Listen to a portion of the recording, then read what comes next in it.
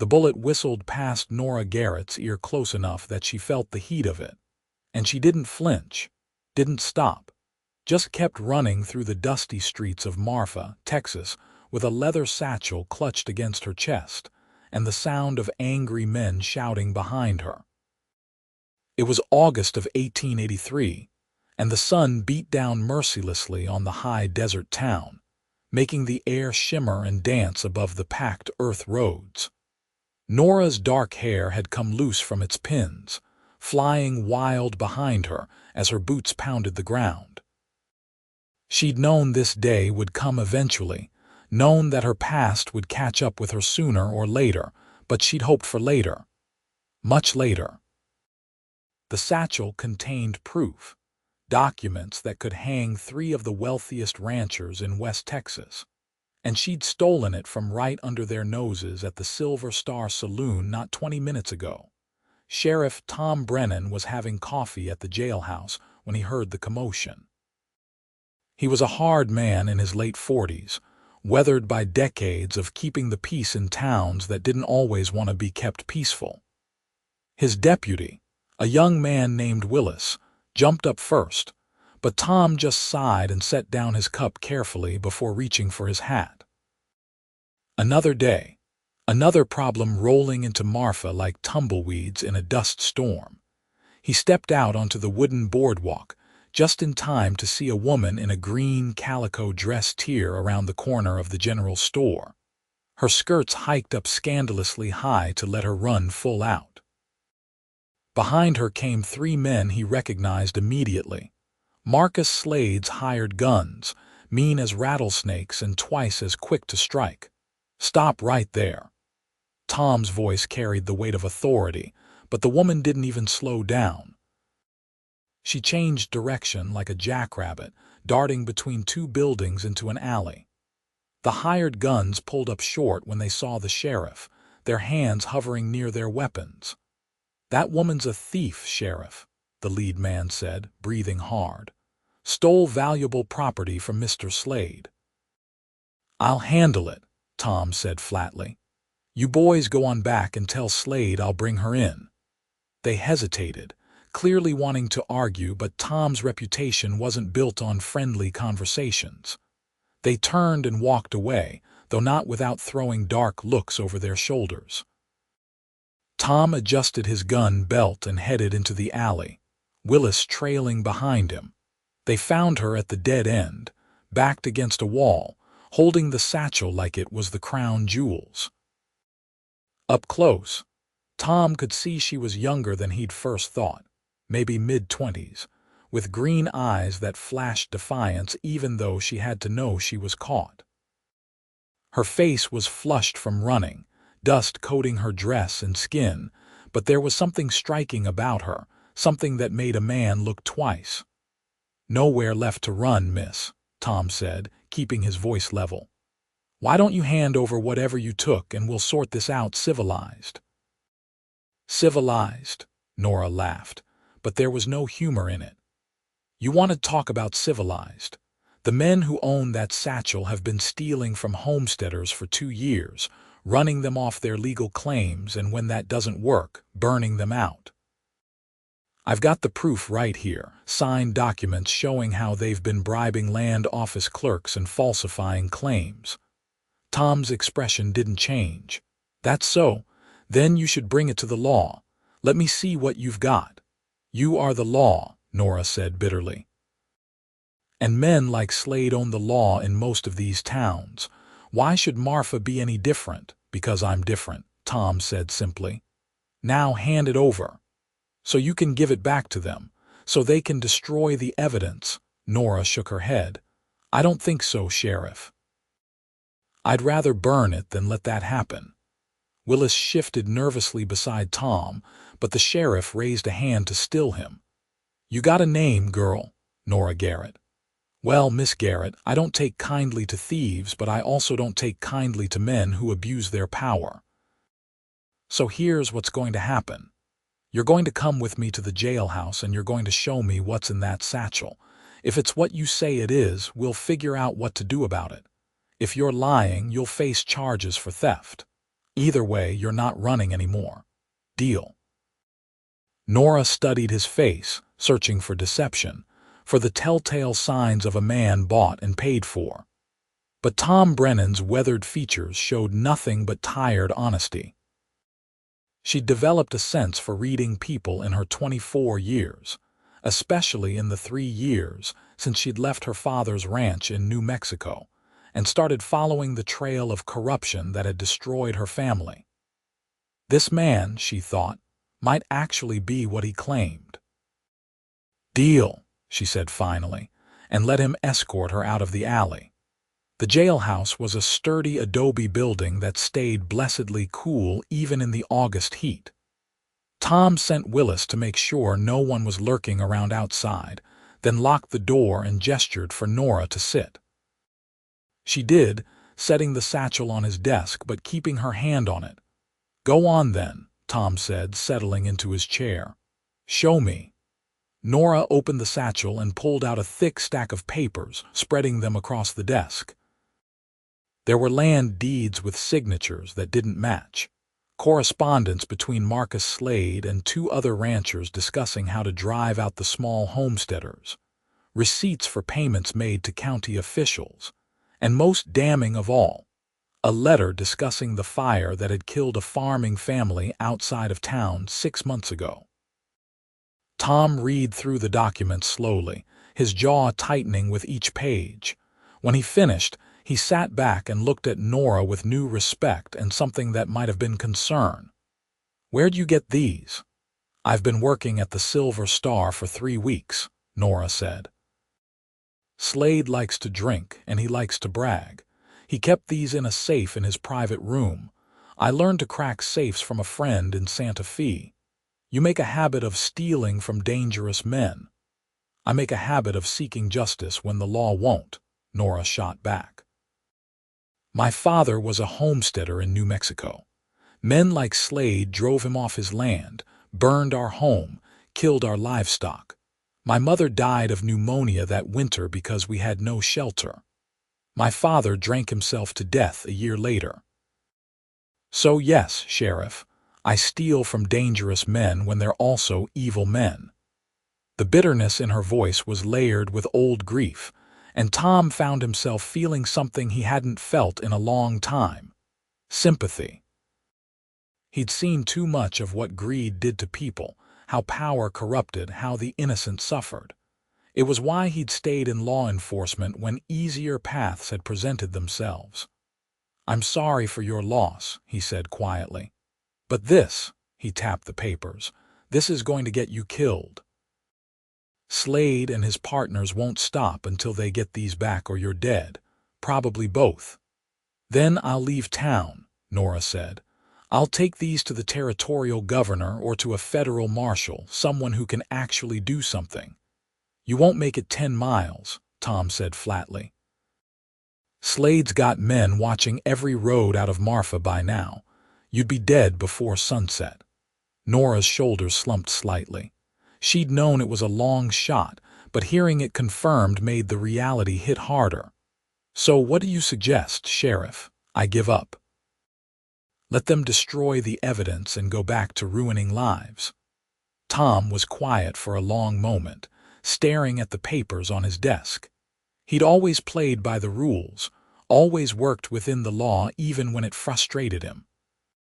But he'd also sworn an oath to protect the innocent, and these documents proved that Slade and his cronies had been doing the opposite of that for years, right under everyone's noses.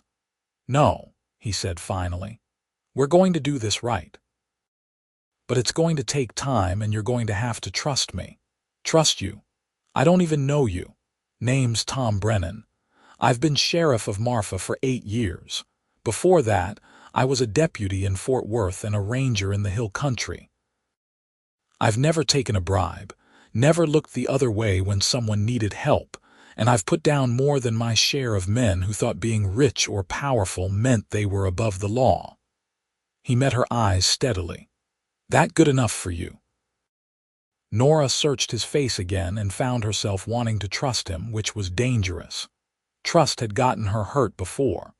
But sitting in this cool jailhouse with documents that could get her killed, she didn't have many options. "What's your plan?" "First, we make copies of everything here. I've got a friend in El Paso, federal marshal named Cooper. We send him the originals by special courier, someone Slade won't suspect. Then the door rattled and someone pounded on it hard. "Sheriff, open up." Tom stood, scooping the papers back into the satchel and handing it to Nora. "Cell in the back. Go." "You're arresting me. I'm protecting you. Now move." Nora hurried to the back where 3 cells stood empty, their iron bars looking suddenly like safety instead of imprisonment. She stepped into the middle one and Tom locked it behind her, pocketing the key. Then he took the satchel and hid it in his desk drawer before going to answer the door. Marcus Slade stood on the boardwalk, flanked by his hired guns and looking like fury in expensive clothes. He was a big man running to fat, with cold eyes and the kind of smile that never reached them. "Sheriff," he said, his voice dripping false courtesy, "I understand you apprehended the woman who robbed me." "I apprehended a woman," Tom agreed. "She's in custody." "Excellent. I'll take her off your hands then. She stole property of mine and I'm willing to handle the matter privately." "That's not how the law works, Slade. She's charged with theft and she'll face a judge like anyone else." Slade's smile faded. "She stole valuable documents from me, Sheriff. Personal correspondence. I have every right to press charges and to ensure my property is returned." "And you will," Tom said easily. "After the judge hears the case. Should be about 2 weeks when Circuit Judge Harrison comes through." 2 weeks, Slade's face darkened. "That's unacceptable. I want my property now." "Well, Mr. Slade, I haven't found any property on the prisoner yet. She claims she didn't take anything at all. So until I complete my investigation, she stays where she is." They stared at each other, the air thick with tension. Slade's men shifted, hands near their guns, but Tom didn't move, didn't show even a flicker of concern. Finally, Slade stepped back. "I'll be speaking to the mayor about this, Sheriff." "You do that," Tom said and shut the door in the back. Nora had heard every word, and when Tom came back to check on her, she was gripping the cell bars tightly. "He's not going to give up." "No, he's not," Tom agreed. "Which is why we need to work fast. I'm going to have Willis copy those documents tonight. Come morning, I'll send them to El Paso with the mail coach driver. He's a good man, fought with me in the Rangers. He'll get them to Marshal Cooper." "And what happens to me?" "You stay here where it's safe. Slade won't try anything with you locked up, not with witnesses. It would be too obvious." Nora laughed shakily. "So I trade one prison for another." "For a little while," Tom said, "but you'll be alive." She wanted to argue, wanted to rage against the injustice of being locked up when she was trying to do the right thing, but exhaustion was creeping in. She'd been running on fear and determination for hours, and now that the immediate danger had passed, she felt like a puppet with cut strings. "All right," she said quietly. "Thank you, Sheriff." "Tom," he said. "You can call me Tom."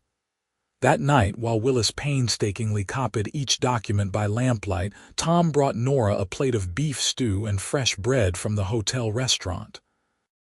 She ate hungrily, and they talked through the bars of the cell, cautiously at first, then with growing ease. She told him about her childhood in New Mexico, about learning to ride before she could walk and helping her father build their ranch from nothing. She told him about watching it all burn, about the 3 years she'd spent following the trail of men like Slade, gathering information, learning skills that a respectable woman shouldn't know. Tom told her about growing up in Tennessee, about coming west after the war, about the wife he'd lost to cholera 10 years ago, and the loneliness that had settled into his bones like winter cold. He told her about choosing to be sheriff because someone had to stand between the wolves and the sheep, even when the wolves wore expensive suits and sat on town councils. You never remarried? Nora asked. Tom shook his head.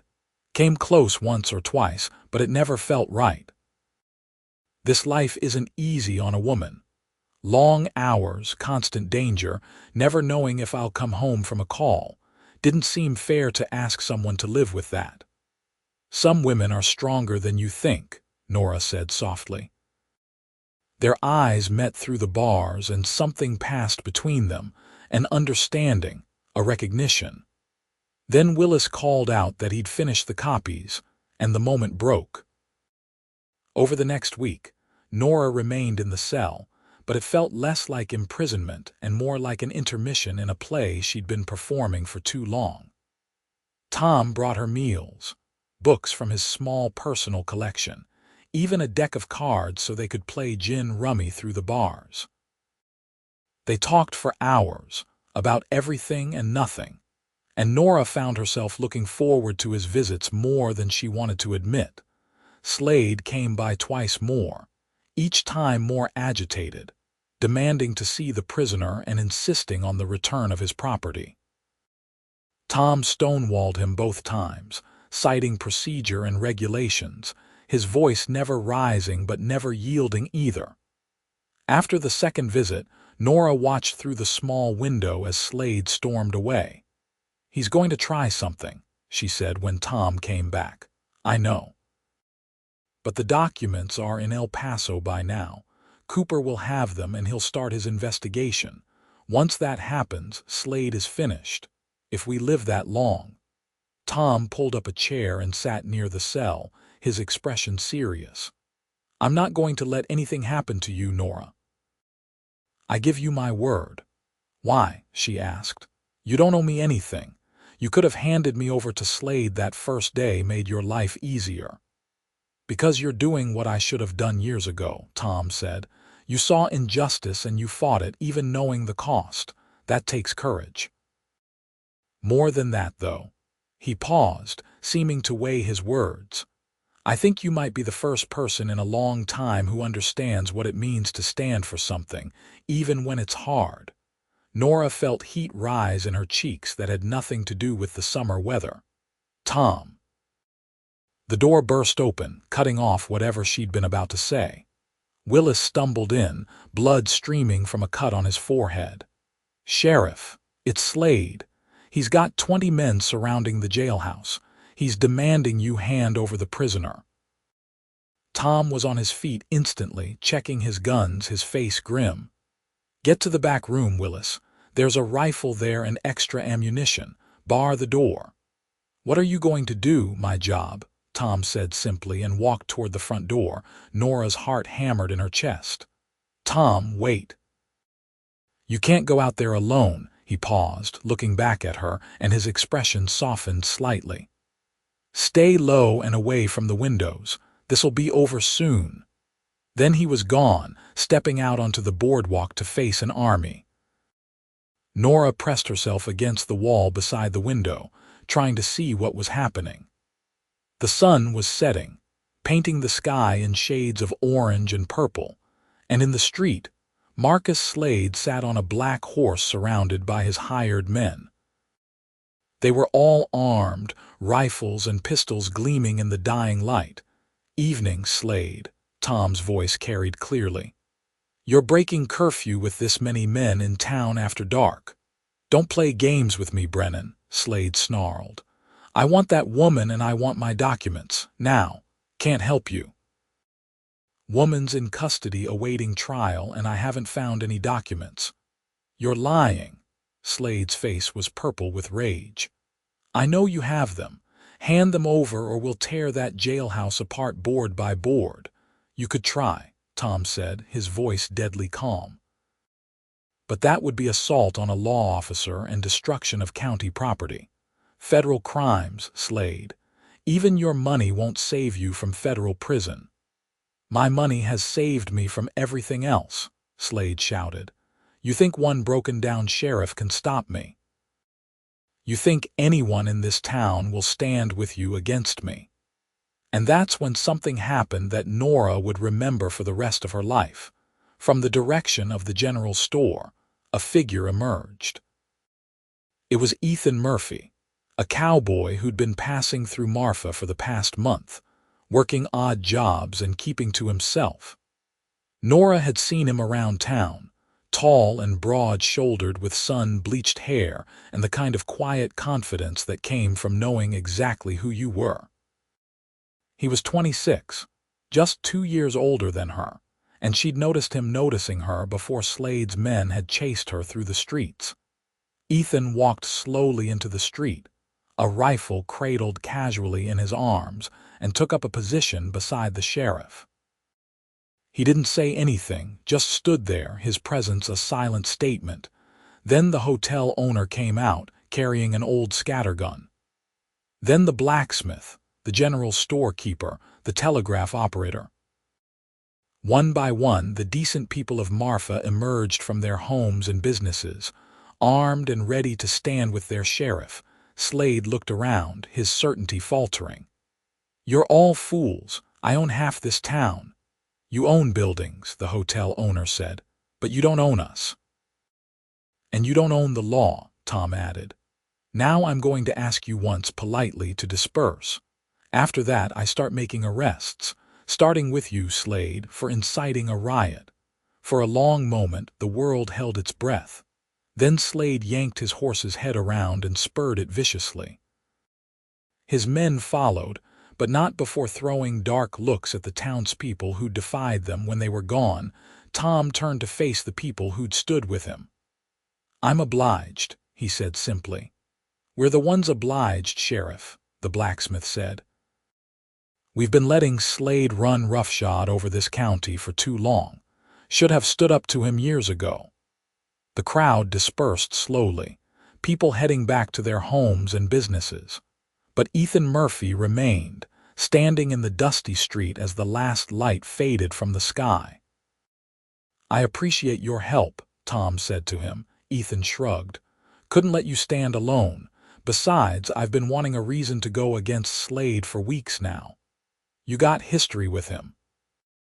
"He ran my family off our ranch in New Mexico 3 years back," Ethan said, and Nora's breath caught in her throat.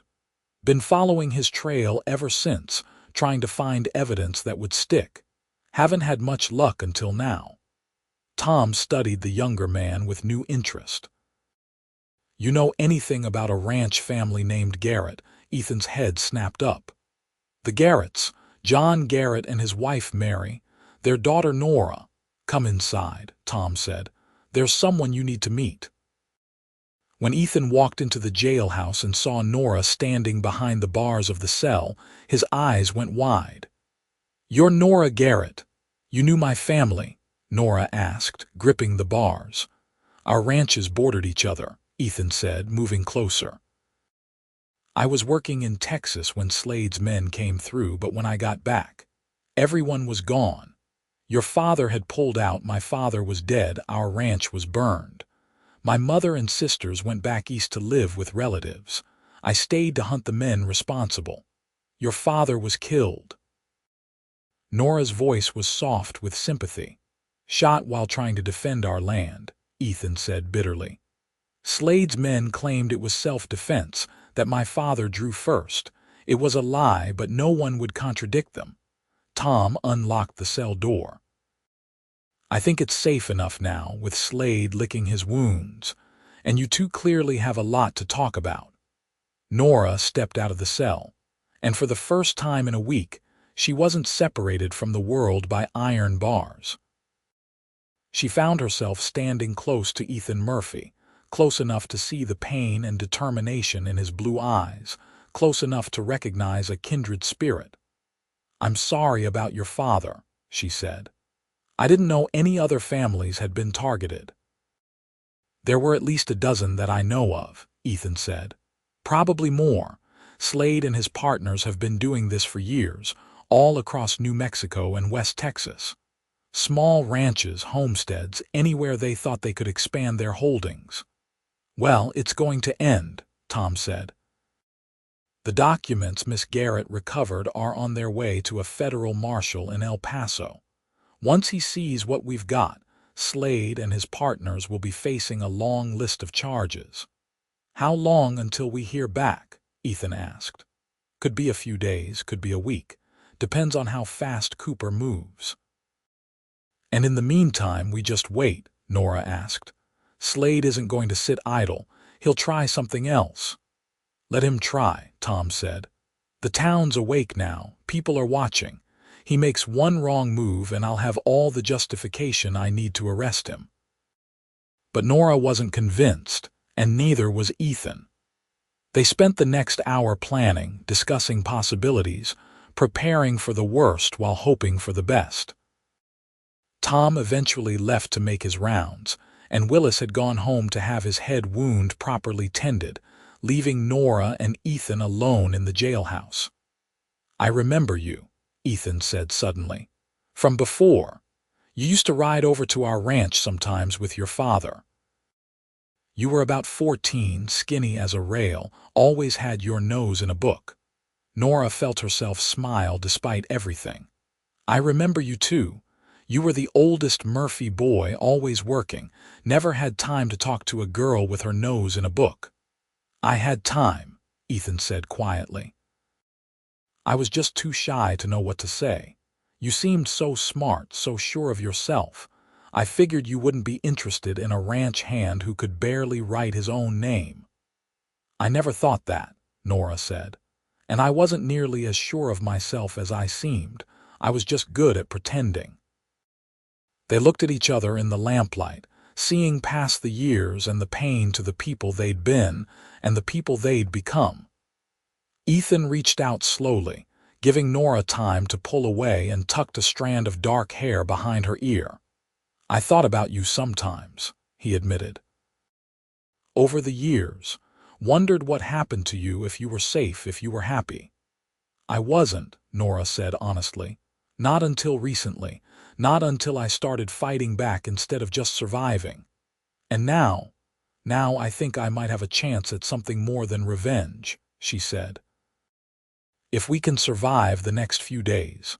Ethan's hand lingered near her face, then dropped to his side. We'll survive, and then maybe we can figure out what comes next, together. The word together hung in the air between them, full of promise and possibility. Nora had spent 3 years alone, trusting no one, keeping everyone at arm's length. But standing here with Ethan Murphy, a man who understood her pain because he'd lived it too, she felt the walls she'd built around her heart beginning to crack. I'd like that, she whispered. The next 3 days were tense but quiet. Slade's men were seen around town, but they kept their distance from the jailhouse and caused no trouble. Tom kept a close watch on everything, and Ethan appointed himself Nora's unofficial bodyguard, rarely leaving her side. They spent hours talking, sharing stories of their childhoods, their families, the paths that had led them both to this dusty Texas town. Nora found herself falling for Ethan in a way she'd never expected. It wasn't just that he was handsome, though he certainly was, with his sun-bleached hair and strong features. It wasn't just that he understood her mission because he shared it. It was the way he listened when she talked, really listened, like her words mattered. It was the way he made her laugh even when everything seemed dark. It was the gentle strength in his hands and the quiet conviction in his voice when he talked about building something better than what they'd lost. On the 4th day, a telegram arrived from El Paso. Marshal Cooper had received the documents, verified their authenticity, and was on his way to Marfa with federal warrants for Marcus Slade and his associates. He would arrive in 2 days. Tom showed the telegram to Nora and Ethan with a satisfied smile. It's over. Once Cooper gets here with those warrants, Slade is finished. But it wasn't over. That night, fire bloomed in the darkness as someone threw torches through the windows of the jailhouse. Tom, who'd been sleeping in the back room, woke to smoke and flames. He grabbed Nora, who'd insisted on staying at the jailhouse for safety, and together they stumbled out into the street, coughing and gasping. Ethan appeared out of nowhere, rifle in hand, eyes scanning for threats. "Are you hurt?" "We're fine," Tom said roughly, "but the jailhouse is done for." They watched helplessly as the building burned, flames licking high into the night sky. Townspeople formed a bucket brigade to keep the fire from spreading, but the jailhouse itself was lost, and with it, Tom's leverage. Without a place to hold prisoners, without the physical symbol of law and order, his authority was diminished. "This is my fault," Nora said, her voice breaking. "He's doing this because of me." "He's doing this because he's desperate," Ethan said, pulling her close. "The marshal is coming and Slade knows he's out of time. This is his last play." "Then what's his next move?" Tom asked grimly. They got their answer an hour later when a rider came tearing into town, nearly falling off his horse in his haste. It was a young homesteader from outside of town, his face blackened with soot. "Sheriff, Slade and his men are burning out the homesteaders. They hit the Morrison place, then the Dawsons. Now they're heading for the Jenkins farm. They're killing anyone who resists." Tom's face went hard as granite. "How many men does he have?" "Looked like 15, maybe 20. "We need to stop him," Nora said urgently. "Those families have nothing to do with this. He's killing them to punish me." "He's killing them because he's a monster who knows his time is up," Tom said. "But you're right, we need to stop him." He turned to the townspeople who'd gathered to watch the fire. "I need volunteers, armed men who can ride and aren't afraid of a fight." Ethan stepped forward immediately. "I'm in." The blacksmith raised his hand, then the hotel owner, the general storekeeper. One by one, men stepped forward until Tom had a force of 12, including himself. It wasn't many against Slade's 20, but it would have to do. "I'm coming too," Nora said. "No," Tom and Ethan said in unison. "He's doing this because of me," Nora insisted. "I'm not hiding while innocent people die." "You're the one he wants most," Tom said. "If you come, you're giving him exactly what he's after." "Good," Nora said fiercely. "Let him try for me. While he's focused on me, you can get the families to safety." Ethan grabbed her shoulders, his eyes intense. "Nora, if anything happened to you, nothing's going to happen to me," she said, covering his hands with hers. "Not with you there to watch my back." He searched her face, clearly wanting to argue, but something in her expression made him nod slowly. "All right, but you stay close to me, and if I say run, you run. Deal, deal." They rode out under a sky full of stars, heading north toward the homesteads that dotted the rangeland outside Marfa. The smell of smoke guided them, a dark smudge against the night sky. When they reached the Jenkins farm, they found it already burning, the family huddled in their yard with Slade's men surrounding them. Tom held up his hand, signaling his group to stop and dismount quietly. They spread out in the darkness, using the scrub brush and rocks for cover, getting as close as they could before being spotted. Nora stayed beside Ethan, her heart pounding so hard she thought it might break through her ribs. "This is your last warning," Slade's voice carried across the night. "Tell me where Nora Garrett is and I'll let you live." "We don't know any Nora Garrett," Mr. Jenkins shouted back. "Please just take what you want and leave us be." "Wrong answer," Slade said and raised his pistol. "Federal Marshal." Tom's voice rang out like a thunderclap. "Drop your weapons. You're all under arrest," chaos erupted. Slade's men spun, trying to locate the threat in the darkness, and Tom's volunteers opened fire. It wasn't a killing fire, aimed more to disable and disarm than to kill, but it was effective. 3 of Slade's men went down immediately, clutching wounded arms and legs. The rest scattered, some returning fire wildly, others diving for cover in the confusion. Ethan grabbed Nora's hand and pulled her toward the Jenkins family. "Get them to the wagon. I'll cover you." Nora ran, bent low, and reached Mrs. Jenkins and her 3 children. "Come on. We need to get you out of here." The woman didn't need to be told twice. She gathered her children and ran for the wagon while her husband provided covering fire. Nora helped lift the children into the wagon bed, then scrambled up herself. Ethan appeared beside them, reloading his rifle with swift, practiced movements. "Go," he shouted to Mr. Jenkins. "Head for town and don't stop."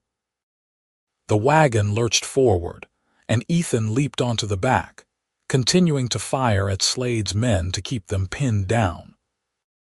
Bullets whined past them, one punching through the wagon's wooden side not a foot from Nora's head, but they kept moving, kept racing through the darkness with the sound of gunfire fading behind them. They made it back to Marfa just as dawn was breaking. The Jenkins family was shaken but unharmed, and Tom's volunteers had managed to wound or capture 8 of Slade's men. Slade himself had escaped, along with his most loyal guns, but his power was broken. The town had seen him for what he truly was, and more importantly, they'd stood against him. Tom arrived an hour later, his face grim but satisfied. "Slade's gone. Rode east with what's left of his men. I've sent word to the neighboring towns to be on the lookout." "He'll try to run," Ethan said. "Get to Mexico before the marshal can catch him." "Maybe," Tom agreed, "but he won't make it." Cooper's got men watching the border crossings. One way or another, Slade's going to face justice. Nora sagged against the wagon, exhaustion finally catching up with her. Ethan was there immediately, wrapping an arm around her waist to steady her. "When's the last time you slept?" "I don't even remember," she admitted. "Come on," he said gently. "Let's get you to the hotel. You need rest." But before they could move, a shout went up from the edge of town. Riders were coming in fast, and for a moment everyone tensed, reaching for weapons. Then someone recognized the lead rider's badge, gleaming in the morning sun. "It's the marshal." Marshal Daniel Cooper rode into Marfa like the answer to a prayer, tall and imposing with iron-gray hair and eyes that missed nothing. He had 10 deputies with him, all hard men who looked like they could handle whatever trouble came their way. Tom stepped forward to greet him. "Marshal, you made good time." "When I saw those documents, I knew we couldn't waste a minute," Cooper said, dismounting. "Where's Slade?" Tom quickly filled him in on the night's events, and Cooper's expression grew darker with every word. "You've been through hell, Tom. Your whole town has. But it ends now. My men and I will hunt Slade down, and he'll hang for what he's done." "I want to go with you," Ethan said, stepping forward. Cooper looked him over. "You got a personal stake in this, son. Marcus Slade murdered my father and destroyed my family's ranch. So yes, sir, I've got a personal stake." "Fair enough. You can ride with us." Cooper's gaze shifted to Nora, and his stern expression softened slightly. "You must be Miss Garrett. I want to thank you for your courage. What you did, stealing those documents, it took guts. And it's going to bring down one of the worst criminal operations in West Texas." "I just want it to be over," Nora said quietly. "It will be," Cooper promised. "Soon." They rode out within the hour, a force of 15 men hunting one desperate criminal and his remaining allies. Nora wanted to go with them, wanted to see Slade brought to justice with her own eyes, but Tom convinced her to stay. "You've done your part," he said kindly. "More than your part. Now let us finish it." So Nora stayed in Marfa, staying at the hotel where the owner's wife fussed over her and made sure she ate and rested. The town was subdued, people processing what had happened, what they'd been part of. But there was also a sense of pride, of community that had been forged in the fire of standing up to tyranny. 3 days later, the riders returned. Slade and his remaining men had been caught trying to cross the Rio Grande. One of the hired guns had been killed in the brief firefight that followed, but Slade himself had been taken alive. He was now in federal custody in El Paso, awaiting trial. Ethan found Nora sitting on the hotel porch, watching the sun set over the desert. He looked tired, dust-covered and worn, but his eyes were bright with something that might have been peace. "It's over," he said simply, sitting down beside her. "Did you see him? Slade?" "I did. He's broken, Nora. All his power, all his money, none of it matters now. He'll hang, and his partner's with him." Nora closed her eyes, feeling 3 years of tension and anger and grief finally begin to release. "My parents can rest now."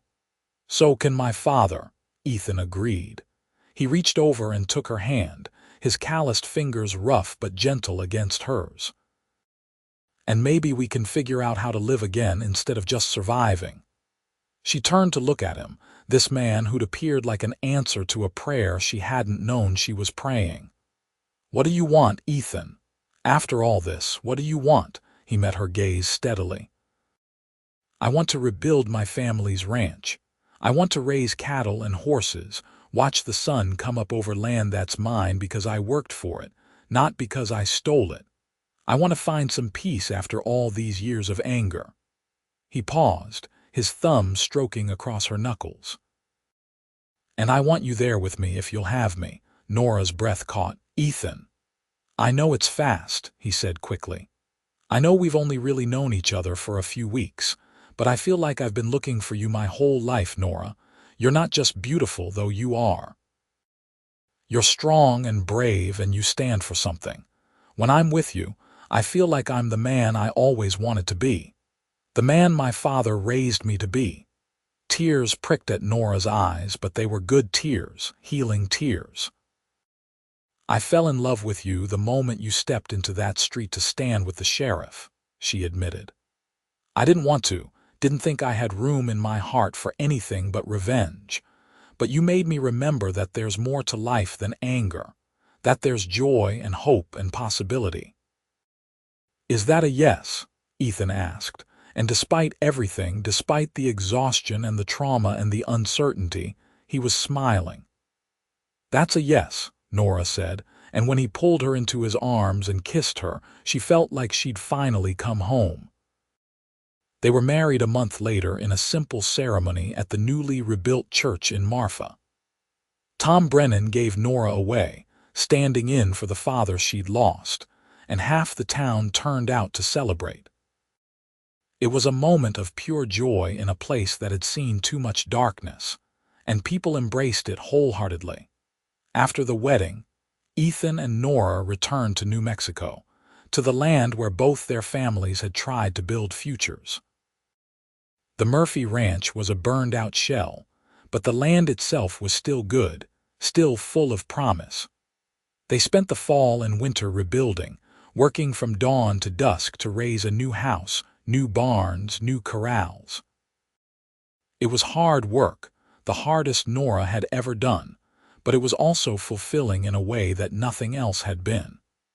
Every board they nailed, every fence post they set, was a declaration that they were building something that would last, something that Slade and men like him couldn't touch.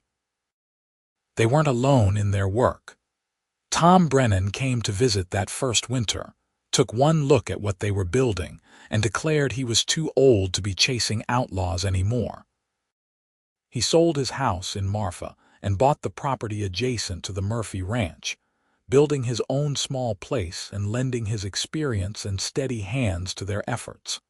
Other families came too, homesteaders who'd been driven out by Slade's reign of terror and now felt safe enough to return. A community began to form, built on principles of mutual aid and respect, of standing together against those who would abuse their power. The spring after their wedding, Nora discovered she was pregnant. Ethan was beside himself with joy, hovering over her constantly until she finally had to sit him down and explain that she was expecting a baby, not dying of consumption. "I just want to take care of you," he said, looking sheepish. "You do take care of me," Nora assured him. "Every single day." "But I'm strong, Ethan. I can still work, still help with the ranch." "I know you're strong," he said, pulling her close. "It's one of the 1,000 things I love about you. I just—" He paused, his hand settling gently on her still flat stomach. I want everything to be perfect for our baby. Safe and happy and full of all the things we didn't have. It will be, Nora promised. We'll make sure of it. Their son was born in November of 1884, during the first cold snap of winter. He came into the world howling with indignation, his tiny fists waving at the unfairness of leaving his warm, comfortable home. They named him John, after Nora's father, with the middle name of Daniel for Ethan's father. Holding his son for the first time, Ethan felt something shift inside him, the last piece of anger and grief finally letting go. This was what his father had fought for, what Nora's parents had died for, the chance to build something good, to raise children in peace and safety, to leave the world a little better than they'd found it. "Thank you," he whispered to Nora, who was exhausted but glowing with happiness. "For what?" "For being the answer to prayers I didn't even know how to pray," he said. "For being my partner, my love, my future." Nora smiled, reaching up to touch his face. "You're all those things for me too. We saved each other, Ethan." And it was true. In finding each other, in standing together against darkness, they discovered not just love but purpose, not just survival but a life worth living. The years that followed were good ones. The ranch prospered under their hard work and careful management. John grew from a squalling infant into a sturdy, curious toddler, and then he was joined by a sister, Emma, and later by another son, William. The house rang with laughter and the chaos of children, with the sounds of a family being built from love and determination. Tom Brennan became Uncle Tom to the Murphy children, telling them stories of the old days and teaching them about justice and standing up for what was right. He never remarried, but he didn't seem lonely, not with the constant stream of visitors to his house and the important role he played in the growing community. News reached them periodically from Texas. Marcus Slade had been hanged in 1885, along with two of his closest associates. The other ranchers involved in the conspiracy had been sentenced to long prison terms, their lands and assets seized to compensate the families they'd destroyed. The documents Nora had stolen became part of a larger investigation that uncovered corruption throughout West Texas and led to significant reforms in how land claims were handled and overseen. Sheriff Tom Brennan was offered a position as a federal marshal, but he turned it down, saying he was happy where he was. The town of Marfa erected a small monument to honor the citizens who'd stood up to tyranny, and Nora's name was on it, along with Tom's and all the others who'd risked everything for what was right. On their 10th wedding anniversary, Ethan took Nora up to a ridge overlooking their ranch. It was evening, the sky painted in shades of gold and purple, and below them their land stretched out like a promise kept. They could see their house, smoke rising from the chimney, the barns and corrals full of healthy livestock, the fields they'd planted and harvested year after year. "Do you ever regret it?" Ethan asked. "Giving up your crusade, settling down?" Nora leaned against him, his arm coming around her naturally. "I didn't give up anything. I found something better. Purpose isn't just about fighting against bad things, Ethan. It's about building good things. And that's what we've done here." "We have, haven't we?" He kissed the top of her head. "I love you, Nora Murphy, more than I did the day we married, which I wouldn't have thought possible." "I love you too," she said. "You called me the answer to your prayers once, but you were the answer to mine. You helped me see that there was more to life than revenge, that there was hope and joy and a future worth fighting for." They stood there as the sun set, two people who'd found each other in the midst of darkness and built a life filled with light. Below them, they could hear their children playing, Tom's voice calling them in for supper. The sounds of home, of family, of everything they'd fought so hard to protect and create. The sheriff had called her trouble, seeing only the chaos she'd brought to his town. But Ethan Murphy had seen deeper, had recognized a kindred spirit, had understood that sometimes trouble was just another name for courage. He'd called her the answer to his prayers, and she'd become that and so much more. His partner, his love, his future. And in the wild, beautiful landscape of New Mexico, under skies that stretched forever, they lived out that future together, building a legacy of love and justice that would endure long after they were gone. Their children would grow up knowing that their parents had fought for what was right, had stood against evil, and had chosen love over hate. They would learn that strength came in many forms, that family was something you built through loyalty and sacrifice, and that the greatest adventures were the ones you undertook together. Years turned into decades, and Ethan and Nora grew old together, their love deepening with each passing season. They watched their children grow, marry, and have children of their own. They saw the community they'd helped build flourish and expand, becoming a place known for its strong values and good people. Tom Brennan lived to be 83, spending his final years surrounded by the family he'd adopted and the community he'd helped protect. When he passed, peacefully in his sleep, the whole territory mourned. His funeral was attended by hundreds, including 3 federal marshals, 2 judges, and countless people whose lives he'd touched. Ethan and Nora stood at his graveside, holding hands just as they always did, and remembered the day he'd chosen to believe in a wild-haired woman with a stolen satchel and impossible dreams. Without him, nothing they'd built would have been possible. On a warm spring day in 1920, Ethan and Nora celebrated their 36th wedding anniversary surrounded by their children, grandchildren, and even a few great-grandchildren. The ranch had passed to their eldest son, John, but Ethan and Nora still lived in a small house on the property, close enough to watch the next generation build on what they'd started. That evening, as the sun set and the family gathering wound down, Ethan and Nora took their customary walk up to the ridge. They moved slower now, their steps more careful, but they still made the journey, still stood in the place where they'd watched their dreams take shape. "Do you remember the day we met?" Nora asked, her hand in his. "You standing in that street facing down 20 armed men." "I remember thinking you were the most beautiful thing I'd ever seen," Ethan said. "Even through prison bars."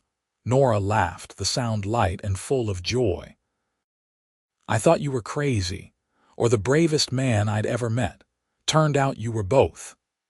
"I was just a cowboy looking for a reason to keep going," Ethan said softly. "And you were the answer I'd been searching for, my future, all wrapped up in one fierce, beautiful, impossible woman." "We built a good life," Nora said, looking out over the land they'd tamed and nurtured. "A good family. We did what we set out to do, Ethan. We made something that will last." "We did," he agreed. "Together." They stood there as the stars began to emerge, 2 people who'd found each other in the chaos of the Wild West and forged a love that had withstood everything the world could throw at them. The sheriff had called her trouble, but the cowboy had seen the truth. She was hope, she was strength, she was love. And in the end, that made all the difference. Ethan and Nora Murphy lived many more years, long enough to see their grandchildren grown and their great-grandchildren born. They passed within months of each other, as couples who have shared a lifetime together often do, leaving behind a legacy of courage, justice, and enduring love. The ranch they built still stands today, still run by their descendants, a testament to what 2 people can create when they refuse to give up on each other or their dreams. And on a ridge overlooking it all, there's a simple marker that reads, "Ethan Murphy and Nora Garrett Murphy." They stood for justice, they fought for love, and they built a future worth believing in. It was, in every way that mattered, a life well lived and a love story for the ages.